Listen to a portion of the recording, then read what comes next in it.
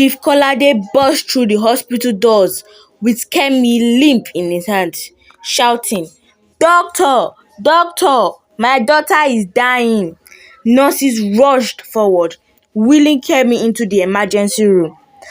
Madam Anjola collapsed on a chair, her gele slipping from her head as she cried uncontrollably. Grace stood in the corner, wringing her hands, her heart pounding. But when Madam Anjola turned to her, Grace immediately began her performance. "Madam, I told her not to run inside the house. She slipped before I could help her. I tried everything. I even prayed for her. God forbid something happened to this child." Madam Anjola, blinded by grief, hugged Grace, weeping on her shoulder. "Grace, you have been like a sister to us. God will reward you for caring for Kemi." But Grace's eyes flickered with relief. Her lie had worked again. Inside the ICU, Kemi's small body lay motionless. Tubes ran from her nose, her head bandaged. Doctors fought to stabilize her. Chief Kolade paced outside like a lion in a cage, fists clenched, face drenched in sweat. "My daughter must not die. My daughter must not die," he muttered over and over. After hours, the doctor finally stepped out. "She's stable for now, but she's in a coma. We cannot say when or if she will wake up." The words fell like a thunder. Madam Anjola screamed, falling to the floor. Chief Kolade held her, his own tears finally spilling. Grace pretended to weep with them, but deep inside she feared only one thing: if this girl wakes up, everything will be exposed. Over the next few days, Grace continued her double game. She brought food to the hospital, always by Madam Anjola's side. "Don't worry, madam. God will heal her. I've been fasting and praying for Kemi since it happened." Nurses admired her devotion. Some even whispered, "This nanny really loves the child." But in reality, when no one was looking, Grace would lean close to Kemi unconscious and hiss at her ear, "You better stay asleep forever.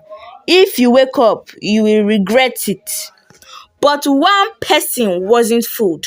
Chief Kolade. Though exhausted, his mind replayed everything. He remembered Kemi's fear whenever Grace touched her. He remembered the bruises, the welts, the banana peel excuse that never sat right with him. Something didn't add up. One evening, while Grace went to buy food, Chief Kolade decided to ask the driver Musa. "Musa," he said quietly, "tell me the truth. How has Grace been treating my daughter when we are not around?" Musa hesitated, looking down. Oga, it's not my place." "I command you," Chief Kolade said, voice firm. Musa sighed. "Oga, I've seen things. Small madam dey suffer. Sometimes she no chop, sometimes she dey cry all night. But Grace warned us say if we talk, she go make sure madam sack us." Chief Kolade's chest tightened, anger boiled inside him. On the seventh day, something happened. As Grace sat by the bed pretending to pray, Kemi's finger moved slightly. Slowly, her eyelids fluttered, her lips parted, and a weak sound escaped. "Mommy!" Madam Anjola jumped up shouting, "Doctor! Doctor! My daughter is awake!" Everyone rushed in. Tears of joy filled the room.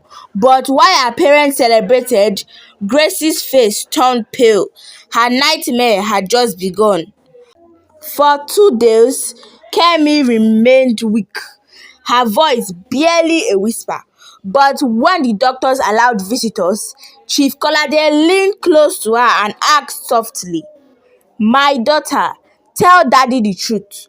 What really happened that day?" Kemi's lips trembled. She looked past him, her eyes landing on Grace. Fear filled her face instantly. Grace smiled sweetly at her, shaking her head ever so slightly. A silent warning.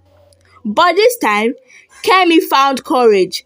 Tears rolled down her cheeks as she whispered, "Daddy, she pushed me. She always beats me. She never gives me food. She hates me." The room went silent. Madam Anjola gasped, her hand flying to her mouth. Chief Kolade's face darkened like a storm. Grace jumped up. "It's a lie. She's confused. She hit her head. She doesn't know what she's saying." But Musa stepped forward, his voice shaking. "Oga, it's true. We all saw it oh, but fear no let us talk. That woman wicked pass anything." Rage exploded from Chief Kolade. "Guards!" he roared. Two security men stormed in. "Take this woman out of my sight and make sure the police handle her." Grace fell to her knees, wailing, "Oga, madam, please forgive me. I was only jealous. I suffered in life while she lived like a princess."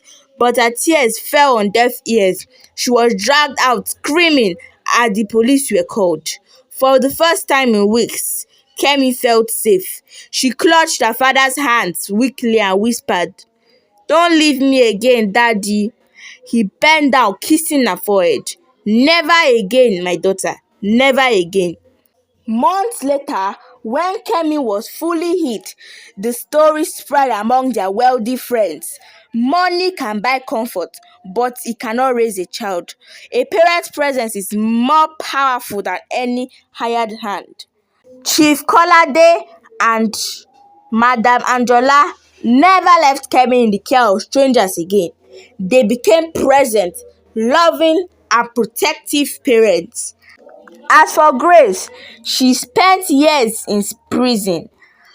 Her name forever remembered as the wicked nanny who nearly destroyed a family.